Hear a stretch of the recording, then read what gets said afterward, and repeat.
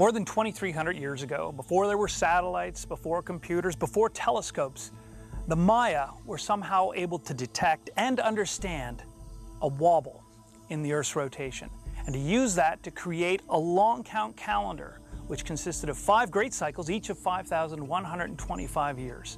That calendar was accurate enough to predict the winter solstice of 2012 on December 21st.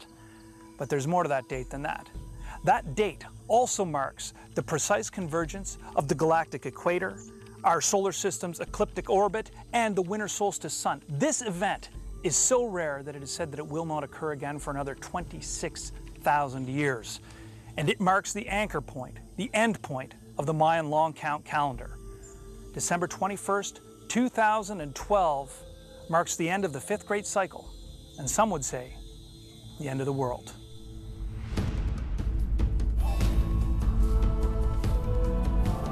For some people, 2012 is the new doomsday scenario, but for others it's also a message of hope. And unlike so many things, actually the 2012 mystery, or the 2012 phenomenon, is actually rooted within a veritable mystery, namely the Mayan calendar. Well, the Maya calendarical system is very complicated. They have 3 kinds of calendarical counts. In each calendarical record, they make certain dates, specific dates, to match with his own calendarical system. For example, they have the specific date for the cropping, for the harvest, for the war, for the holidays, the religious activities. So in this case, the specific date of December 2012, it matches with the end of a period according to the Maya calendar system. They developed a Mayan calendar, and it's represented by this circular round rock, like a wheel, if you will, in which it starts at a certain point and it continues with its calendar until it comes up to the top again and stops.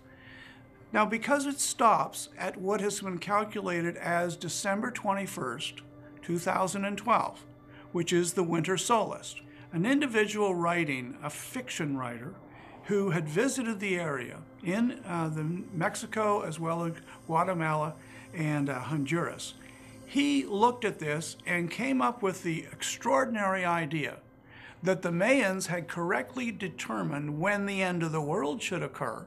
It started with the Mayan calendar, which does end on December 21st, 2012. But the first person who really drew attention to it was Jose Arguelles. He put together something, I believe it was 1987, it was to commemorate the last 25 years of the Mayan calendar, that he called the harmonic convergence. And he was able to get more than 1 million people throughout the world focusing on what the Mayan calendar meant and what 2012 meant. And at that time, he was speaking about 2012 as the end of an era. And there is truth. It is the end of a cycle. It is the end of a vibratory cycle of 26,000 years. So on that level, fundamentally, it is the end of the world. But wait a second. It's the end of the river, too. Every time a river goes by, it's never the same river. What is being emphasized is a physical end of the world.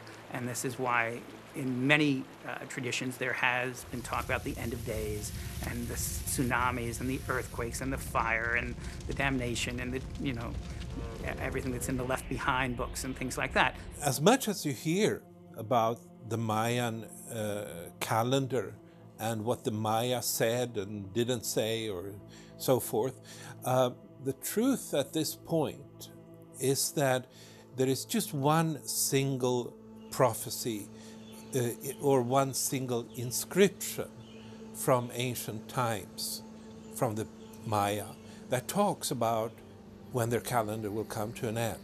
This singular inscription is from a location called Tortuguero, monument number 6. And this is a location close to the more famous site of Palenque. We know from archaeology, like the inscription of Tortuguero, that there is a reference to December 2012. We know what they were expecting to happen on that moment in time, and what they're expecting to happen is that the 9 gods of the underworld will come from the underworld and will defeat the 13 gods of heaven. Now that might be seen to be a negative kind of aspect, because we identify the underworld as demonic or something evil. But really for the Mayans it wasn't really the case. They just had several levels of worlds, one above, ours, and one below. And it just so happens that the people from below are going to come out and defeat the people from above. And together with us, we are going to define the fate of the next era. The 20th, 21st is the beginning of the various equinoxes. And on the ancient calendars, this was significant. It represented a heightened awareness of the powers of the underworld and how they reach out to humanity and work through humanity. So there would always be special occult ceremonies, rituals, practices taking place on those days. And this has been revived within the New Age movement of today. John Major Jenkins, who's an amateur archaeologist, realized that there was something very specific happening on December 21st, 2012. Namely, when you're on Earth, you will see the sunrise, and behind it you will see the center of our galaxy. And this is a very symbolic thing happening, because really it's a moment of creation. And John Major Jenkins has been able to actually identify the fact that the Mayans refer to this as a birth. Really it's a multi-layered event, if you want. It is the center of our galaxy, linked with the center of our solar system, linked with our own Earth.